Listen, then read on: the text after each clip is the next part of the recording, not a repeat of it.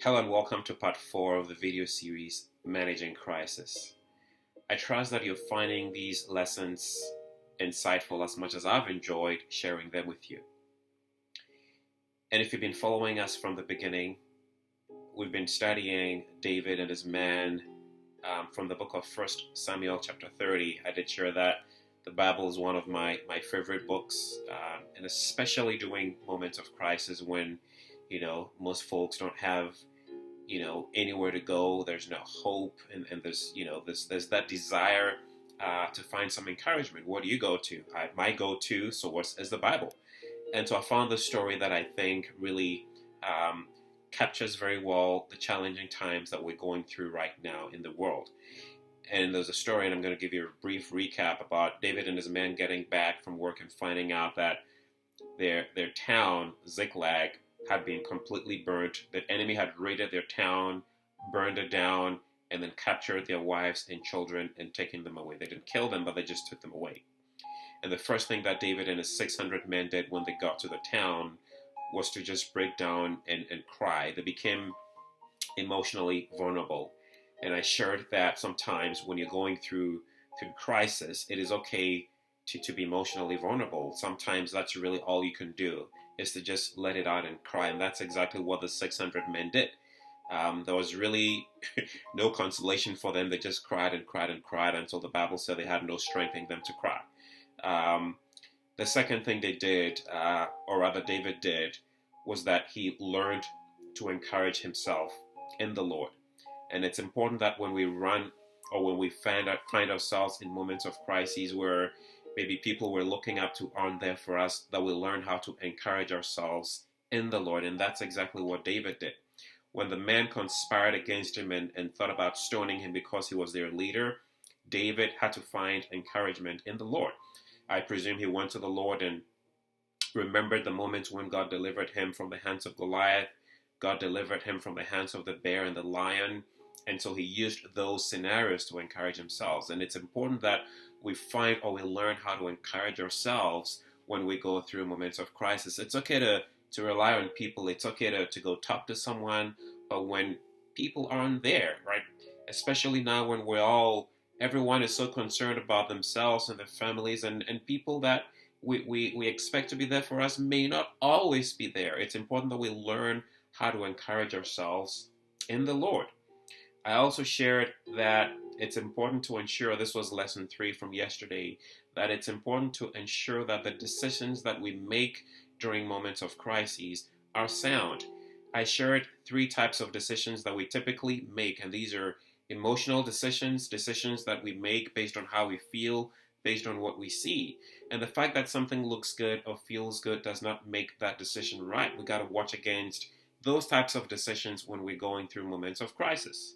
I also shared about irrational decisions. It makes sense. Logically, it appears to be okay, but the fact that something makes sense may not always be the right decision. So we've got to be careful the types of decisions we make. It may seem right, it may sound right, it may sound logical to us, but that may not be the right decision. The third type of decision, which I think is the best decision, really, especially during moments of crisis, when you're emotionally down, are the spiritual decisions. And I share that these are decisions that have been vetted through. These are decisions that we've prayed about, we've thought about, or we've talked to other people about, and we've received sound counsel, and we have the utmost peace in our hearts that this is the right decision to make. That's the kind of decision that David made when he went to the Lord and asked, should I pursue after these guys? Of course, I'm a military guy. I know what to do. But what do you say? Should I pursue and will I recover? And God told him, yes, pursue and you will recover. After God gave David that clearance, after God gave David that peace, that's when he set forth. That's when he mobilized his troop and they went after the enemy. The lesson I want to share today is about evaluating your strategy. And this is particularly true for a leader. If you're a leader, that's not to say that if you're not a leader, this is not helpful, but particularly true because leaders are tasked with strategies. We've got to come up with ways of doing things. There are deadlines, we have resources and this and that, and we have a timeline that we have to operate on. Here's what's interesting. When David and his men set out against, in pursuit of the troop, they came to the brook Besor. But 200 of the men were too exhausted to cross the brook. And so David continued the pursuit with 400 men. Think about this. There are 600 men. Everything is planned, laid out. The strategy had been drawn. This is how we position ourselves. Everyone has a role to play. And then all of a sudden, 200 of the 600 men are unable to make the journey. This destabilizes the plans for a lot of people. I imagine David, oh gosh, what are we going to do now? This are a lot of men who can't make the trip. But the story goes on to say that David continued the pursuit with 400 men. He didn't go off, he didn't fire them, he didn't lose it. That may have messed things up, but he evaluated his strategies. I'm sure he had to do some repositioning and decided to go on with the 400 men. Why is this important? It's important because sometimes we have our own plans. We have our own strategies of how things should work. But you and I know that things don't always work the way we expect them to. Every now and then we run into opposition. Every now and then we run into roadblocks. What does that do for us? Does it stop us? Does it stop us at all from pursuing what we think we need to pursue? No. We may have to go back and evaluate the strategy. We may have to go back to the drawing board. We may have to reprioritize, right? We may have to look at our resources to see how do we accomplish this goal with what we have. It's important to evaluate your strategy in moments of crisis. There was a story about this farmer, chicken farmer, who ran into some crisis in his life. I think at one point in time, when I read the story, there was a big flood, and the flood came and killed all the chickens that this farmer had. He was completely disappointed. The following year, he tried again, and around the same time, the floods came again, completely killed all the chickens. He tried again the third time, and at that point, he was like, I'm done. So he went to his wife and, didn't know what else to do. He was discouraged. He was like, this is the end of my farming career. I'm not going to do this again.